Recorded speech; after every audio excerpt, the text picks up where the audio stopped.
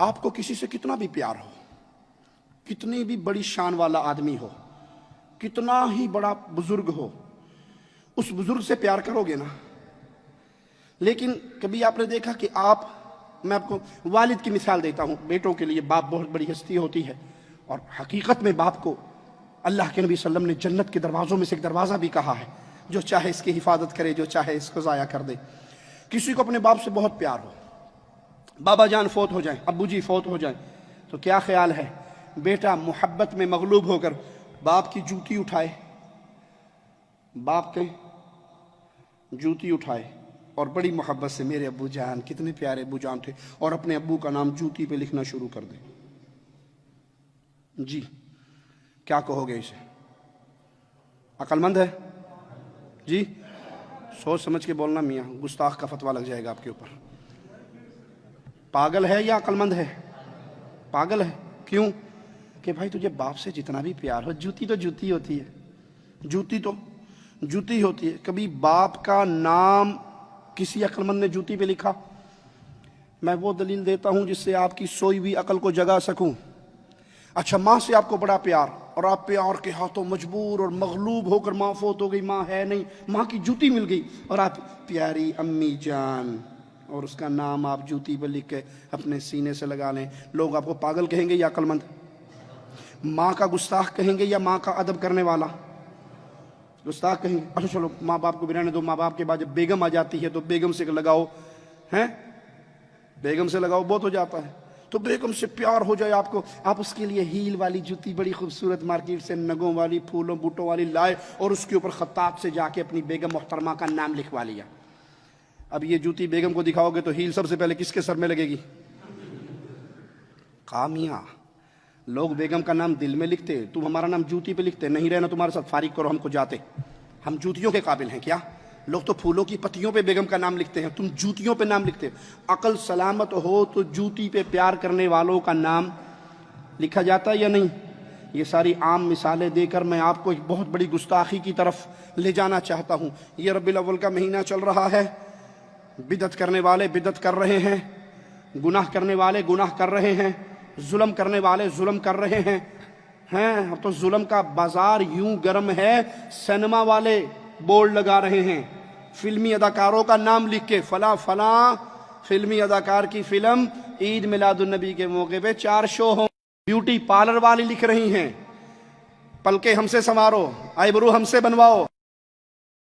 جس کام کے کرنے پر اللہ کے نبی نے لعنت کی، وہ کہتی ہیں عید میلاد النبی کے عید میلاد النبی کے جشن کے شوق میں 50% ڈسکاؤنٹ ہے. جس کام سے پیارے آقا منع کرتے رہے صلی اللہ علیہ وسلم، آپ کے نام پہ سارا کچھ ہو رہا ہے.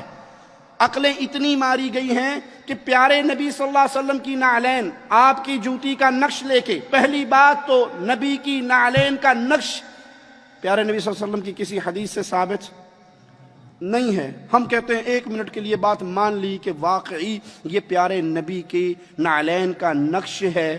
اس نعلین کے نقش پہ اللہ محمد لکھا جاتا ہے یا نہیں؟ نعلین کے اندر اللہ محمد لکھا جاتا ہے یا نہیں؟ بسم اللہ لکھی جاتی ہے نہیں؟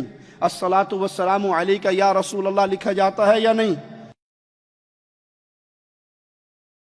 لکھا جاتا ہے. اور کیوں نہ لکھے؟ قادری صاحب سے کسی نے سوال کیا، قادری صاحب نعلین کے اوپر یہ لکھنا، کہا کوئی حرج نہیں ہے، لکھا جا سکتا ہے. نعل پاک پر محمد لکھا ہوا ہے تو اس میں کوئی شرعن حرج نہیں ہے. اور بسم اللہ الرحمن الرحیم لکھنے کے تعلق سے فتاوی رضویہ شریف میں اس کے جواز کے جائز ہونے کے دلائل لکھے کہ اگر نعل پاک میں بسم اللہ بھی لکھی ہوئی ہو تو کوئی حرج نہیں ہے.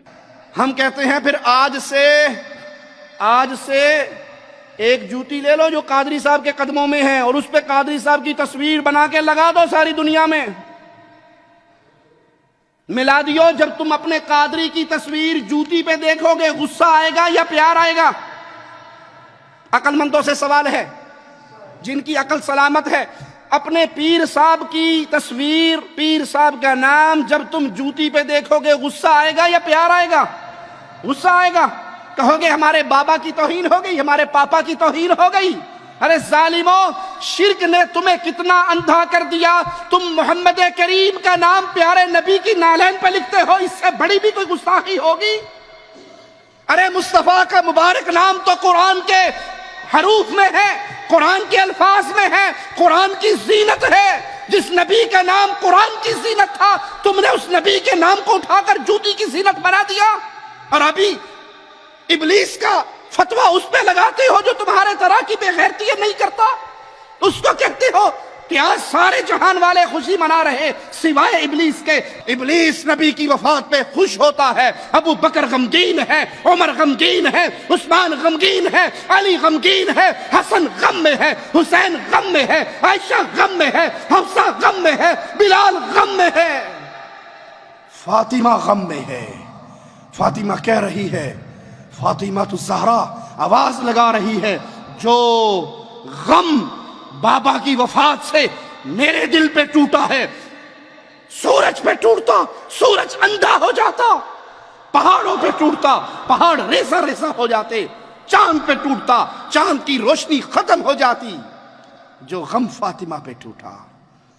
تمہاری شرک کرنے کی وجہ سے عقلیں ایسے ماری گئی۔ ارے نبی صلی اللہ علیہ وسلم کی جوتی پہ گندگی لگتی تھی یا نہیں؟ حدیث یاد ہے آپ کو؟ پیارے نبی نماز پڑھا رہے تھے، دوران نماز اپنی جوتی اتار دی تھی، صحابہ نے سب نے اتار دی تھی۔ آپ نے پوچھا میرے صحابہ تم نے کیوں اتاری؟ کہا اللہ کے نبی صلی اللہ علیہ وسلم آپ نے جو اتاری، کہا مجھے تو جبرائیل نے آ کے خبر دی تھی، مجھے جبرائیل نے آ کے خبر دی تھی کہ آپ کی جوتی کے نیچے گندگی لگی ہے، میں نے تو اس لیے اتاری۔ اے میرے صحابہ جب مسجد میں آؤ تو اپنی جوتی کو زمین پہ رگڑ لیا کرو، زمین پہ مسل لیا کرو تاکہ جو گندگی لگی ہو وہ اتر جائے۔ پیارے نبی کی جوتی پہ تو گندگی لگتی تھی، تم نے اس جوتی کی پوجا کرتے ہوئے میرے نبی کی ایسی گستاخی شروع کر دی کہ اللہ کا نام اور میرے نبی کا نام پیارے نبی صلی اللہ علیہ وسلم کے نالین پہ لکھنا شروع کر دیا۔ حق یہ ہے جب شرک کیا جاتا ہے عقل سلیم فوت ہو جاتی ہے، اور جب عقل ختم ہو جائے تو انسان اسی طرح کے جاہلوں کے کام کرتا ہے۔